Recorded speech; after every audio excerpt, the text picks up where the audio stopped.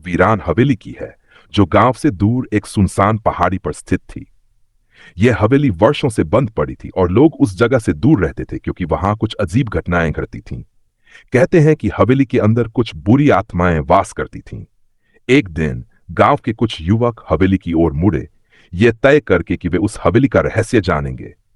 रात का समय था और चांद की हल्की रोशनी हवेली की खिड़कियों से छन कर आ रही थी। युवक दरवाजे को धक्का देकर अंदर गए। जैसे ही वे अंदर पहुंचे, एक ठंडी हवा ने उनका स्वागत किया। अचानक हवेली के अंदर से अजीब आवाजें आने लगीं। किसी के जोर से चीखने की आवाजें सुनाई दीं और एक धीमी भयानक हंसी भी। जैसे ही वे आगे बढ़े, उन्होंने देखा कि दीवारों पर खून के धब्बे थे और फर्श पर जली हुई मोमबत्तियां रखी हुई थीं। युवक डर के बजाय और उत्सुक हो गए और उन्होंने तहखाने की ओर कदम बढ़ाया। तहखाने के अंदर एक पुरानी लकड़ी की अलमारी रखी थी। उन्होंने उस अलमारी को खोला तो अंदर एक कटा फटा और जलता हुआ चेहरा नजर आया। वह चेहरा अचानक खौफनाक तरीके से उनके सामने आ गया और एक भयानक आवाज में बोला, तुम यहां क्यों आए हो? युवक डर के मारे भागने लगे, लेकिन हवेली का दरवाजा बंद हो चुका था। उन्हें लगा कि वे अब कभी बाहर नहीं निकल पाएंगे। तभी एक धुंधली आकृति सामने आई और उसने उन्हें बताया कि यह हवेली एक पुराने कातिल की थी, जिसने यहां कई निर्दोष लोगों को मार डाला था। उसकी आत्मा अभी भी हवेली में बंद है और हर रात वो नए शिकार की तलाश में निकलता है। अंत में युवक किसी तरह हवेली से बाहर निकलने में सफल रहे, लेकिन उनका चेहरा सफेद था और उनकी आंखों में गहरी दहशत थी। वे हमेशा के लिए उस हवेली से डरते रहे और गांव में कभी उस तरफ मुंह नहीं किया। उस हवेली के बारे में कहते हैं कि आज भी वहां अजीब घटनाएं घटती हैं और जो भी उस हवेली में जाता है वह कभी न कभी रहस्यमय तरीके से गायब हो जाता है। हवेली से बाहर निकलने के बाद गांव में युवक की हालत बहुत खराब हो गई थी। उनकी आंखों में डर था और उनका मन स्थिर नहीं था। वे हर समय बड़बड़ाते रहते थे, जैसे हवेली में जो कुछ भी उन्होंने देखा वह उनकी आत्मा में गहरे तक समा गया था। गांव वाले उनकी हालत देखकर घबराए, लेकिन किसी ने भी उनसे सच्चाई जानने की हिम्मत नहीं की। वे केवल यह जानते थे कि हवेली में कुछ न कुछ जरूर गलत था और जो भी उस ओर गया वह कभी न कभी लापता हो गया। कुछ महीनों बाद गांव में एक नया परिवार आया। यह परिवार बिना किसी डर के हवेली में जाने का इरादा बना चुका था। वे गांव वालों की डरावनी कहानियों को सिर्फ अफवाह मानते थे, लेकिन जब रात हुई और उन्होंने हवेली में कदम रखा तो अजीब घटनाएं शुरू हो गई। पहली रात घर के अंदर कुछ अजीब हलचलें सुनाई दीं। खिड़कियां अपने आप बंद हो गई और दीवारों पर अजीब तरह के निशान उभर आए। परिवार ने सोचा कि यह हवेली पुरानी होने के कारण हो रहा था, लेकिन जब दूसरे दिन सुबह उठे तो उनकी बेटी अचानक लापता हो गई। वह रात में बिस्तर से गायब हो गई थी और पूरे घर में कहीं उसका कोई निशान नहीं था। परिवार ने सारा घर छान मारा, लेकिन कोई पता नहीं चला। अगले कुछ दिनों में और भी रहस्यमय घटनाएं हुईं। घर में आए दिन अजीब आवाजें आना और कभी-कभी तो पूरा घर झूलता हुआ सा लगता। एक रात परिवार की मां ने देखा कि उसकी बेटी का चेहरा हवेली की एक खिड़की से झांक रहा था, लेकिन जब वह भागकर उस खिड़की के पास पहुंची तो वहां कोई नहीं था।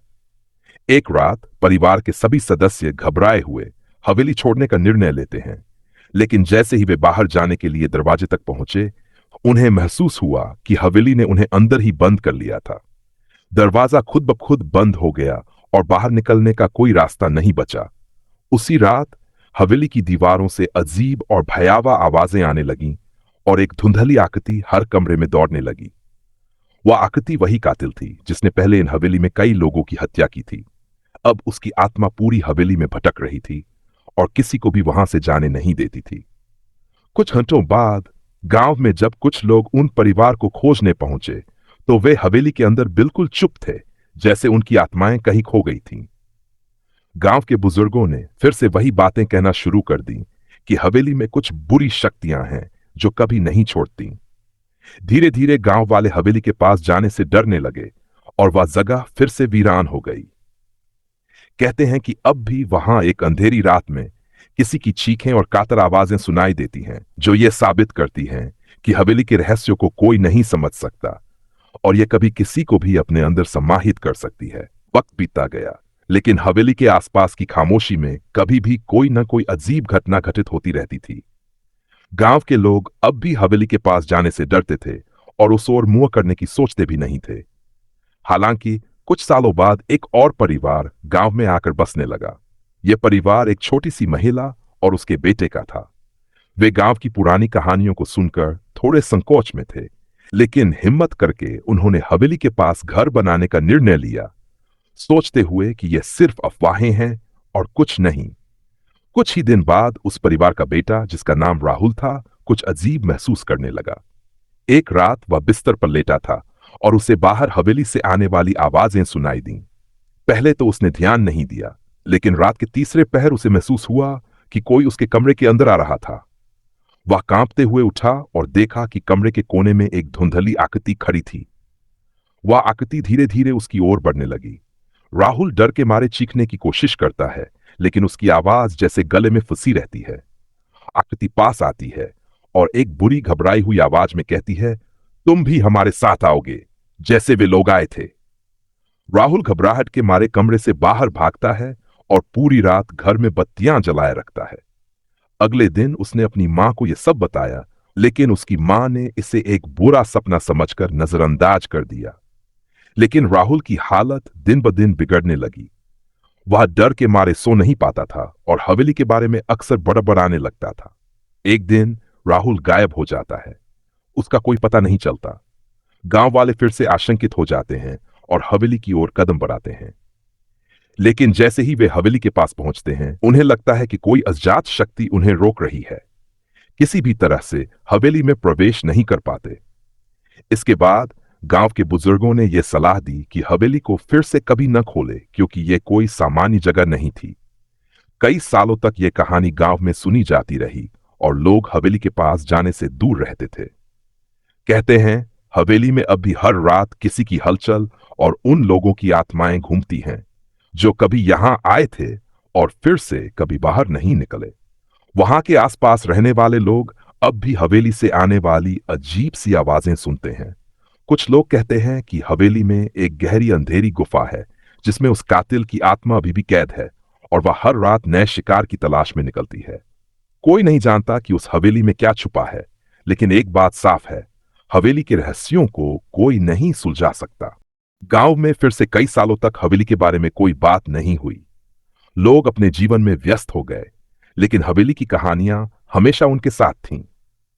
एक दिन गांव में एक युवा और उत्साही लेखक आदित्य आया। उसे पुराने खंडहर और रहस्यमय स्थानों के बारे में कहानियां लिखने का शौक था। जब उसने हवेली के बारे में सुना तो उसकी जिज्ञासा बढ़ गई और उसने तय किया कि वह हवेली का रहस्य सुलझाएगा। आदित्य ने गांव वालों से हवेली के बारे में सुनी सारी कथाएं सुनी, लेकिन किसी ने भी उसे उस ओर जाने की हिम्मत नहीं दी। आदित्य ने फिर भी हिम्मत नहीं हारी और एक रात अकेले हवेली की ओर बढ़ चला।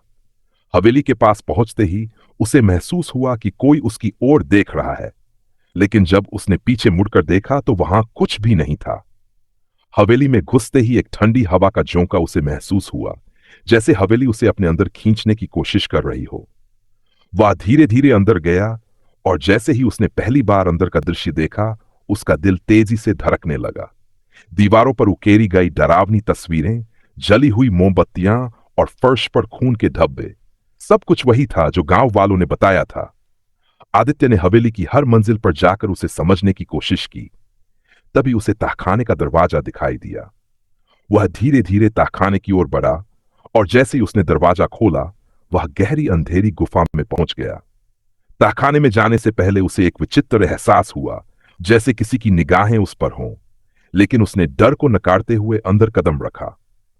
अंधेरे में उसे एक पुराना डायरी का टुकड़ा पड़ा हुआ मिला। उसने उसे उठाया और पढ़ने लगा।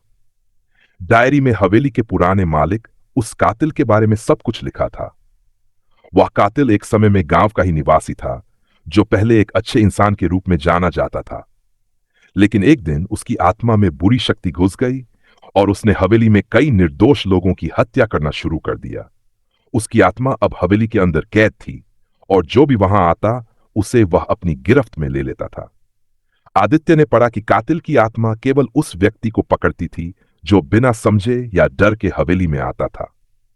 वह उसे अपनी दुनिया में खींच लेता था, जहां उसकी आत्मा कभी शांति नहीं पा सकती थी। डायरी में लिखा था कि केवल एक खास रात्रि में ही इस काले जादू को तोड़ा जा सकता था, जब चांद का रंग लाल हो और हवेली में कोई एक व्यक्ति अपनी जान की बाजी लगाए। आदित्य ने तय किया कि वह इस रहस्य को सुलझाने के लिए हर हाल में कोशिश करेगा।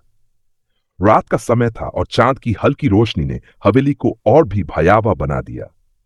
आदित्य ने हवेली के भीतर कई घंटों तक अंधेरे में बिताए और जब वह कातिल की आत्मा से सामना करने के लिए तैयार था, तो अचानक चारों ओर एक खौफनाक आवाज गूंजने लगी। हवेली की दीवारें दरकने लगीं और कातिल की आत्मा ने आदित्य को पकड़ लिया। अंत में आदित्य ने वह तरीका खोज लिया जो डायरी में लिखा था। उसने अपनी जान को खतरे में डालते हुए हवेली के अंदर के सभी कमरे में मोमबत्तियां जलाईं और फिर एक विशिष्ट मंत्र का उच्चारण किया जो आत्मा को शांति देने के लिए था। हवेली के अंदर एक भयंकर हलचल मची और कातिल की आत्मा ने उसे पकड़ने की कोशिश की, लेकिन जैसे ही मंत्र पूरा हुआ, हवेली के भीतर एक तेज आवाज आई और सब कुछ शांत हो गया। वह रात हवेली में शांति का आगमन था। आदित्य ने न सिर्फ हवेली के रहस्य को सुलझाया, बल्कि उस बुरी आत्मा को भी मुक्ति दिलाई। अगली सुबह गांव वाले हवेली के पास गए और देखा कि हवेली अब वैसी नहीं थी जैसी पहले थी। सब कुछ सामान्य हो चुका था। आदित्य ने गांव वालों को हवेली के बारे में सब कुछ बताया और वे सभी उसकी साहसिकता को सराहने लगे। आदित्य की किताब में हवेली की कहानी अब एक प्रेरणा बन चुकी थी और लोग उस कहानी को सुनते हुए डर से नहीं, बल्कि उत्सुकता से हवेली की ओर देख रहे थे। लेकिन कहते हैं, हवेली के बाद अब भी एक अजीब सा सन्नाटा बना रहता है।